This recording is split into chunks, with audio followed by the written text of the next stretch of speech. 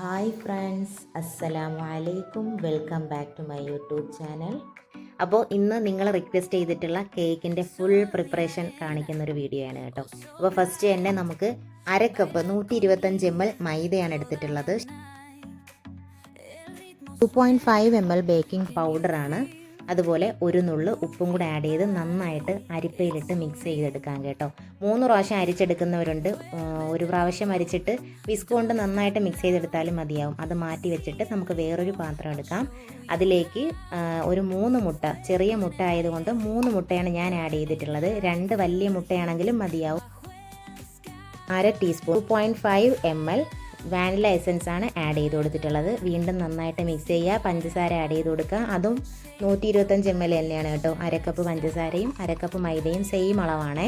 1/2 kilo കേക്കിൻ്റെ കണക്കുകളാണ് കേട്ടോ. Last അതിൻ്റെ ബാറ്റർ ഒന്ന് റെഡിയായി വരുമ്പോൾ ലാസ്റ്റത്തെ സ്റ്റേജിൽ ഒരു 1.5 ടേബിൾ സ്പൂൺ സൺഫ്ലവർ ഓയിൽ കൂടെ ആഡ് ചെയ്ത് കൊടുക്കുന്നുണ്ട് കേട്ടോ.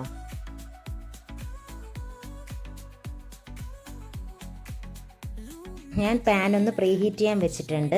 ശേഷം നമുക്ക് ഈ ബീറ്റ് ചെയ്തെടുത്ത മുട്ടയിലേക്ക് അതിൻ്റെ ഡ്രൈ ഇൻഗ്രീഡിയൻസ് ചേർത്ത് കൊടുക്കാം. 3 പ്രാവശ്യമായിട്ട് ചേർക്കാം. അതുപോലെ തന്നെ ഡ്രൈ ഇൻഗ്രീഡിയൻസ് ചേർത്ത് ഒന്ന് മിക്സ് ചെയ്യുക, പാലൊഴിക്കുക, വീണ്ടും ഡ്രൈ ഇൻഗ്രീഡിയൻസ് ചേർക്കുക, പാലൊഴിക്കുക. അങ്ങനെ നമുക്ക് ഒന്ന് മിക്സ് ചെയ്തെടുത്തതിന് ശേഷം അത് നമുക്ക് ട്രേയിലോട്ട് ഒഴിച്ച് മാറ്റാം കേട്ടോ.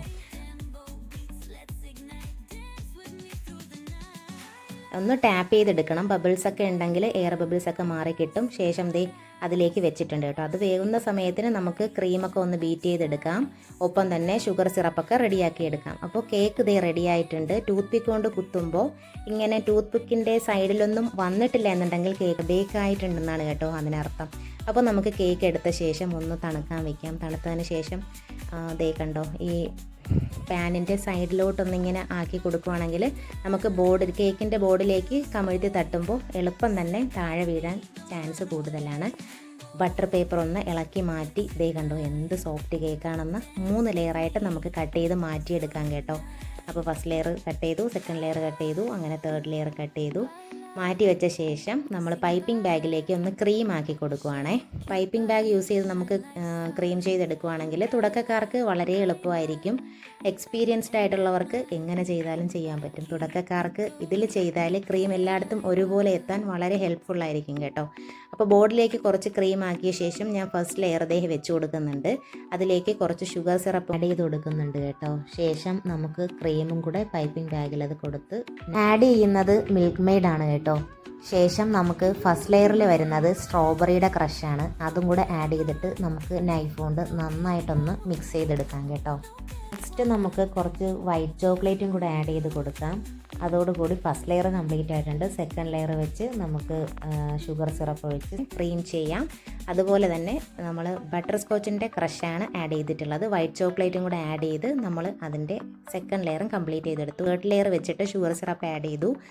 ഒന്ന് ക്രം കോട്ട് ചെയ്തിട്ട് ഒരു അരമണിക്കൂർ ഫ്രിഡ്ജിൽ വെക്കുകയാണെങ്കിൽ ഇതെല്ലാം ഒന്ന് സെറ്റായി കിട്ടും കേട്ടോ. എനിക്ക് 2 മണിക്ക് വന്ന ഓർഡർ 5 മണിക്ക് കൊടുക്കണം എന്നുള്ളത് കൊണ്ട് ഞാൻ ഒന്ന് ഫ്രിഡ്ജിൽ വയ്ക്കാനുള്ള ടൈമില്ല. പെട്ടെന്ന് തന്നെ കേക്ക് ചെയ്യുവാണേ.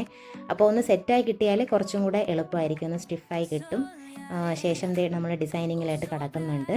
ക്രീമും ബാക്കിയുള്ള ഭാഗത്തെല്ലാം ആക്കിയിട്ട് സൈഡൊന്ന് നീറ്റാക്കി എടുക്കുന്നുണ്ട്. അതുപോലെ തന്നെ മുകൾ ഭാഗവും ഒന്ന് കറക്റ്റ് ചെയ്തെടുത്തു കേട്ടോ. കുറച്ച് പിങ്ക് കളർ ഫ്ലവേഴ്സ് വെച്ചാണ് ഡെക്കറേറ്റ് ചെയ്തെടുക്കുന്നത്. കുറച്ച് ഫ്ലവേഴ്സ് മുകളിലും കൊടുക്കാം, കുറച്ച് സൈഡിലും കൊടുത്തൊന്ന് ലുക്ക് കംപ്ലീറ്റ് ചെയ്തെടുക്കാം. അപ്പോൾ ഈ ഫ്ലവേഴ്സിനെ അട്രാക്റ്റ് ചെയ്യിക്കാൻ വേണ്ടിയിട്ട് നമുക്ക് കുറച്ച് ഗ്രീൻ ലീവ്സും കൂടെ ആഡ് ചെയ്ത് കൊടുക്കാം കേട്ടോ. അപ്പോൾ ലീഫൊക്കെ വെച്ച ശേഷം ഒരു ഹാപ്പി ബർത്ത്ഡേ ടോപ്പറാണ് വെച്ച് കൊടുത്തിട്ടുള്ളത്. മണിക്കുട്ട എന്ന് പേരെഴുതണമായിരുന്നു. അപ്പോൾ ഹാപ്പി ബർത്ത്ഡേ മണിക്കുട്ട. അപ്പോൾ നമ്മുടെ കേക്കിൻ്റെ ലുക്ക് കംപ്ലീറ്റ് ആയിട്ടുണ്ട്. കുറച്ച് ഷുഗർ ബോൾസും കൂടെ ഇട്ട് ഫൈനൽ ലുക്ക് കംപ്ലീറ്റ് ചെയ്തെടുത്തു കേട്ടോ. വീഡിയോ ഇഷ്ടമായെങ്കിൽ ഒന്ന് സബ്സ്ക്രൈബ് ചെയ്ത് സപ്പോർട്ട് ചെയ്തേക്കൂ. ഒപ്പം ലൈക്കും കമൻറ്റും കൂടെ ചെയ്തേക്കണേ. അടിപൊളി വീഡിയോ ആയിട്ട് ഇനിയും ഉടനെ തന്നെ കാണാം ഇൻഷാ അല്ലാഹ്.